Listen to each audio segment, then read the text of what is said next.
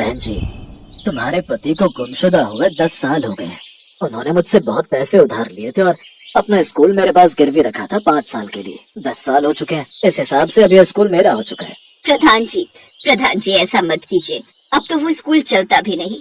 अगर वो स्कूल आप हमसे ले लेंगे तो हम दोनों माँ बेटी क्या करेंगे? हम लोग तो उस स्कूल में रहते भी हैं, हम रहेंगे कहाँ? मैंने तुम लोगों का ठेका नहीं ले रखा है। और रही स्कूल की बात, तो मैं इस स्कूल को फिर से चालू करूंगा और लाखों रुपए कमा लूंगा। अगर तुम लोग चाहो तो दोनों माँ बेटी यहाँ झाड़ू लगाने का काम कर सकती हो। मैं तुम्हें रहने को भी दूंगा। रहनी तो माँ, इन जैसे लालची लोगों के मुंह लगेंगे तो हम भी इनकी तरह लालची बन जाएंगे। अभी अंडे से निकली नहीं और जबान चलने लगी तेरी। मेरे सामने बड़े से बड़ा मर्द नहीं बोल सकता इस गाँव का, और तू मेरे सामने जबान चला रही है। तूने अभी स्त्री को ठीक ढंग से पहचाना नहीं। तू स्त्रियों को बहुत कमजोर लाचार समझता है ना, और वो इसलिए समझता है क्योंकि डरपोक लोगों ने इतिहास में हम स्त्रियों के बारे में ऐसी चीजें लिख रखी हैं। देखना, तू एक दिन इस स्कूल में झाड़ू लगाने के लिए भी तरसेगा, लेकिन तुझे मैं वो काम भी नहीं दूंगी। चलो माँ। नेहा अपनी माँ का हाथ पकड़कर वहाँ से चली गई। दोनों बेचारी पैदल ही भटकने लगी।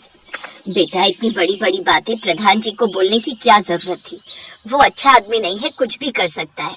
वो अच्छा आदमी नहीं है, ये मुझे पहले से ही पता है और पूरे गांव को भी पता है। एक दिन मैं पूरे गांव को आजाद कर दूंगी प्रधान से, और अपने पिता को भी ढूंढ निकालूंगी। लेकिन नेहा, अब हम लोग रहेंगे कहाँ? रात भी होने वाली है, ऐसी सड़कों पर भटकते रहेंगे क्या? माँ, मैंने पूरा प्लान बना लिया है।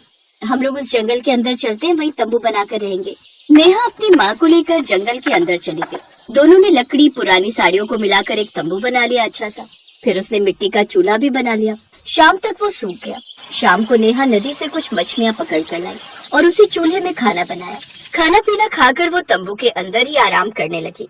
माँ, मैं मोबाइल पर ऑनलाइन बच्चों को पढ़ाती ही थी, अब मैं तंबू के अंदर से ही बच्चों को पढ़ाना जारी रखूंगी। हाँ बेटा, और यहाँ इस जंगल में तो शांति से पढ़ा भी पाएगी बच्चों को। अगले दिन नेहा मोबाइल पर ऑनलाइन क्लासेस दे रही थी बच्चों को।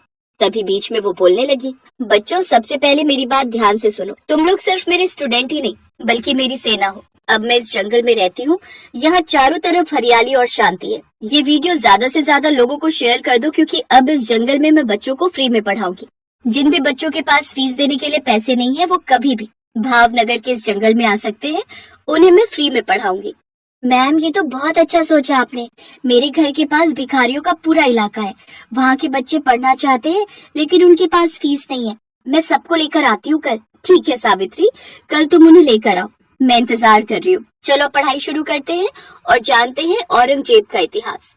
बच्चों को पढ़ाने के बाद ममता ने लकड़ी का एक बोर्ड बनाया, फिर चूल्हे में कुछ लकड़ियाँ जला दी और उसकी काली राख से एक ब्लैक बोर्ड बनाकर तैयार कर दिया। सुबह तक वो सूख गया और बाहर जाकर वो चौक भी ले आई। बिटिया, तुमने तो तंबू के बाहर पूरा क्लासरूम ही बना दिया, पूरी साफ सफाई कर दी तूने, और ये ब्लैक बोर्ड तो बहुत खूबसूरत लग रहा है, जैसे हमारे स्कूल में होता था। माँ, मैं प्रिंसिपल की बेटी हूँ, ये सब तो मेरे बाएं हाथ का खेल है।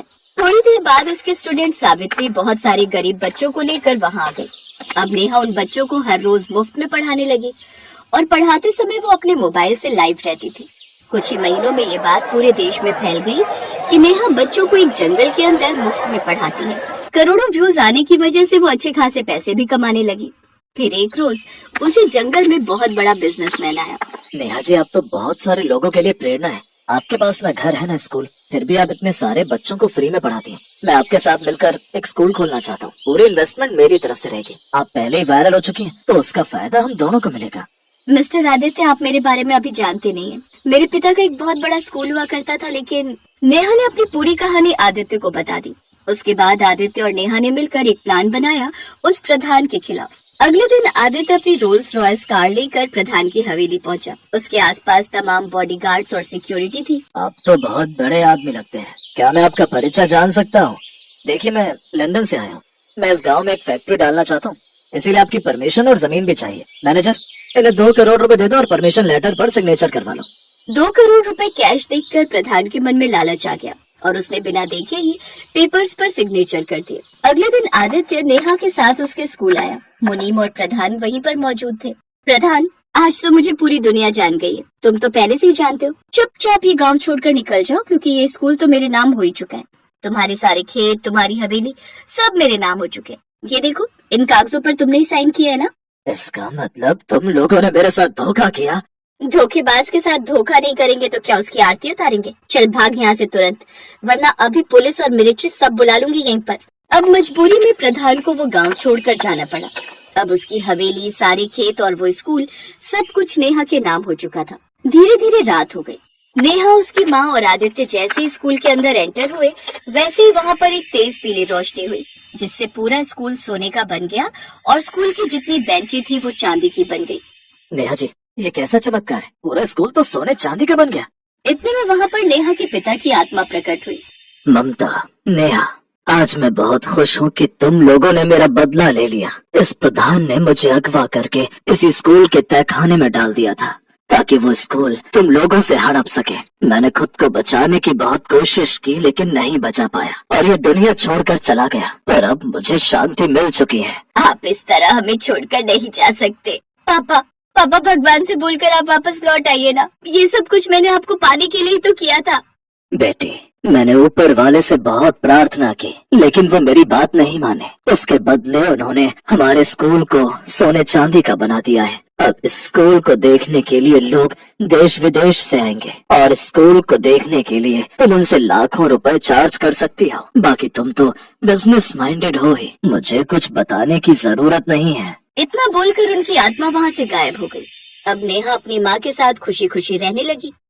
आदित्य ने सोने चांदी के स्कूल के पास ही एक दूसरा स्कूल भी खोल लिया। कुछ ही सालों बाद। नेहा, मैं इतना बड़ा बिजनेसमैन तो बन गया हूँ लेकिन मेरे आगे पीछे कोई नहीं है। अब मैं भी अपना परिवार बसाना चाहता हूँ और मुझे लगता है तुमसे अच्छी लड़की मेरे लिए कोई नहीं मिलेगी। क्या तुम मुझसे शादी करोगी? आदित्य, मुझे भी आपका नेचर और आपका बिहेवियर बहुत पसंद है, लेकिन आपको मेरी माँ से मेरा हाथ मांगना पड़ेगा। माँ ने सब कुछ सुन लिया है। मैं तो कब से चाह रही थी कि तुम दोनों शादी कर लो, क्योंकि तुम दोनों की जोड़ी धमाल कर सकती है। कल ही पंडित जी को बुलाकर तारीख तय कर लेते हैं। अगले ही दिन ममता ने पंडित जी को बुलाया। पंडित जी ने दोनों की कुंडली देखी और कहा, आप दोनों को तो बहुत पहले शादी कर लेनी चाहिए थी। अगर आप लोगों ने अगले 3 दिन से पहले शादी नहीं की तो उसके बाद पूरे 10 महीने तक कोई दूसरा मुहूर्त नहीं है। पंडित जी, आप फिक्र मत कीजिए उसकी, हम लोग परसों ही शादी करेंगे। तो इस तरह 2 दिन बाद नेहा ने आदित्य से शादी कर ली और उसी गांव में खुशी खुशी अपनी जिंदगी बिताने लगी।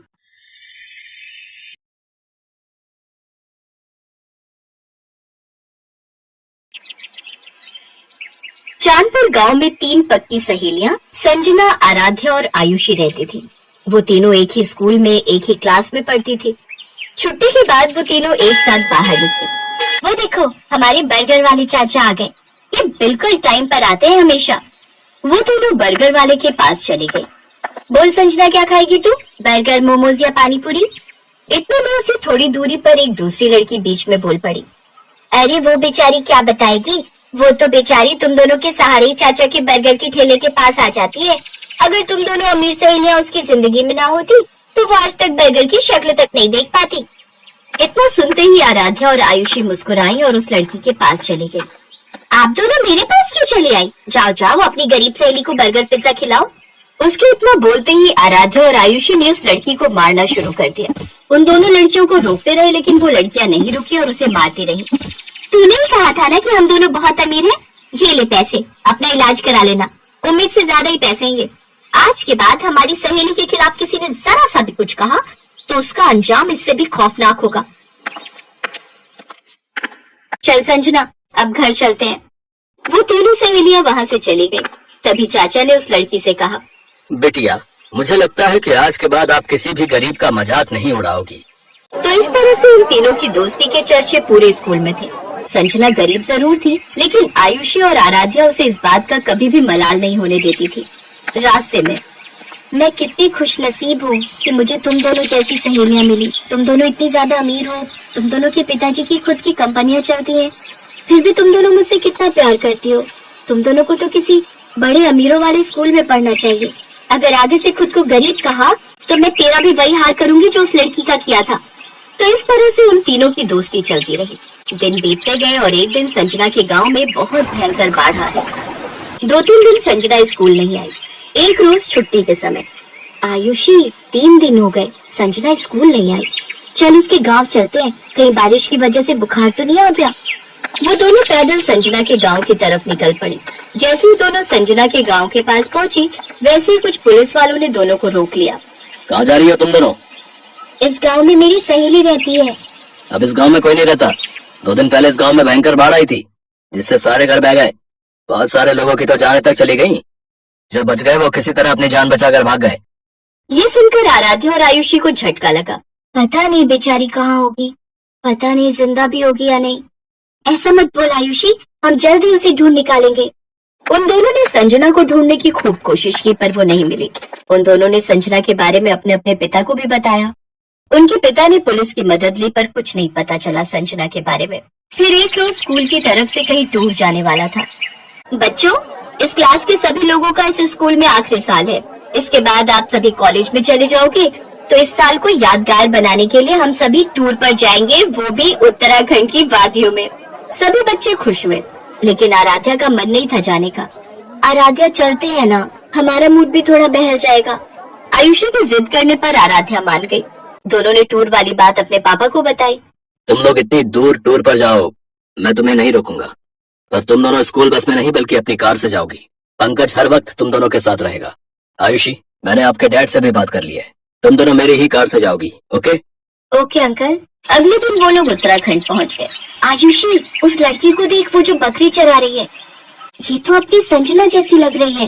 वो दोनों उसी लड़की के पास पहुंच गए। वो कोई और नहीं, संजना ही थी। संजना ने उन दोनों को देखा, तीनों का गला भर आया। तीनों बहुत कुछ बोलना चाह रही थी, पर आवाज ही नहीं निकल रही थी। पता है, हमने तुझे कहाँ कहाँ नहीं ढूंढा, अचानक से गायब हो गई तू। सब कुछ बताऊंगी, आओ यही पास में मेरा घर है, चलोगी नहीं? क्यों नहीं चलेंगे? हाँ चल चले। तीनों कार में बैठकर संजना के घर पहुंच गए। उसका घर कुछ खास अच्छा नहीं था। संजना के माता पिता ने खिड़की से ही उस कार को बाहर देख लिया और वो डर गए। ये इतनी बड़ी कार तो हमारे घर की तरफ आ रही है, कहीं ये लोग बैंक की तरफ से तो नहीं आए हैं? इनका आना तो बनता ही है। अगर हम टाइम पर लोन जमा कर देते तो ये लोग नहीं आते। अब ये लोग हमारे घर का सारा सामान उठा कर ले जाएंगे। संजना के पिता ये सब कुछ सोच ही रहे थे कि तभी आयुषी और आराध्या उनके घर आ गई। संजना भी साथ में थी। ये सब देखकर वो दोनों हैरान हो गए। आराध्या, आयुषी बेटा, आप दोनों यहाँ इतनी दूर? चाचा, ऊपर वाले ने आखिरकार आप लोगों से मिलवा ही दिया। आप लोग तो बिना बताए गायब हो गए। पता है, पापा भी आप लोगों को खूब ढूंढते रहे, पर आप लोग मिले ही नहीं। क्या बताऊं बेटिया, उस भयंकर बाढ़ ने तो हमारे पूरे गांव को ही उजाड़ कर रख दिया। बहुत लोग मारे गए। किसी तरह अपनी जान बचाकर हम लोग भागे। महीनों लग गए रुकने का सहारा ढूंढते ढूंढते। फिर यहाँ उत्तराखंड में एक दोस्त ने मेरी एक पेट्रोल पंप पर नौकरी लगवा दी। फिर लोन लेकर हमने ये छोटी सी झोपड़ी बना ली है। शकुंतला, मुझे तो यकीन ही नहीं हो रहा है कि जो मैं देख रहा हूँ वो सच है या कोई सपना। सही कहा आपने। ये दोनों बहुत बड़े घर की बेटियां हैं, फिर भी हमारी संजना से इन्होंने आज तक दोस्ती नहीं तोड़ी। अगर पूरा देश ऐसा ही हो जाए तो ये देश फिर से महान बन जाएगा। अम्मा, तुम तो जानती हो कि ये दोनों मेरी बचपन की सहेलियां हैं। हम तीनों को पूरा स्कूल जानता था। एक बार तो मुझे किसी ने गरीब कह दिया तो इन दोनों ने उसकी खोपड़ी फोड़ दी। तुम तीनों की दोस्ती देखकर तो मुझे अपना पुराना भारत याद आ गया। अच्छा, तुम तीनों गप्पे मारो, मैं सबके लिए चाय बना कर लाती हूँ। अरे नहीं अम्मा, आप तो मुझे पाप चढ़ा देंगी। मैं भी चाय बना कर लाती हूँ, तुम दोनों यहीं बैठो। अम्मा जी, आप दोनों बैठो, आज हम तीनों मिलकर चाय बनाएंगे, फिर आप बताना कि चाय कैसी है। हाँ माँ जी, हम तीनों बेटियों के होते हुए भला आप क्यों चाय बनाएंगी? तो इस तरह संजना, आयुषी और आराध्या किचन में चाय बनाने चली गई। धीरे धीरे शाम हो गई। तो ठीक है संजना, हम दोनों ने अब तुम्हारा घर तो देख ही लिया है, अब हम दोनों आते रहेंगे। मेरा मन तो बहुत कर रहा है कि तुम दोनों आज रात यहीं रुक जाओ, पर चाहकर भी मैं तुम दोनों को अपने घर में नहीं रोक सकती। ना ही मेरे घर में बेड है और ना ही अच्छा बिस्तर, जमीन पर गद्दा बिछाकर सोना होगा। तभी उसकी माँ ने कहा, अरे बेटा, रात होने वाली है, इतनी रात में कहाँ जाओगी? क्यों संजना, मैंने सही कहा ना? अब संजना को मजबूरी में हाँ कहना पड़ा। तभी उन दोनों ने अपने अपने पिता को फोन कर दिया। पापा, यहाँ हमें संजना मिल गई, लेकिन वो लोग जिद कर रहे हैं कि आज रात रुक जाओ, तो क्या मैं रुक सकती हूँ? ठीक है, रुक जाओ। मैं तुम्हारे प्रिंसिपल और पंकज से बात कर लेता हूँ। कल मैं भी आ रहा हूँ संजना बिटिया से मिलने। अगले दिन आराध्या के पिता भी आ गए। अरे, आप दूसरे के पेट्रोल पंप पर काम करना बंद कर दीजिए। मैंने अपने गांव के पास ही पेट्रोल पंप खोला है, आप लोग वहीं वापस चलिए, क्योंकि वो पेट्रोल पंप आपको ही मैनेज करना है। तो कुछ महीने बाद वो लोग अपने पुराने गांव वापस आ गए। संजना के पिता पेट्रोल पंप के मैनेजर बन गए, तो संजना की गरीबी भी खत्म हो गई और वो सब खुशी खुशी रहने लगे।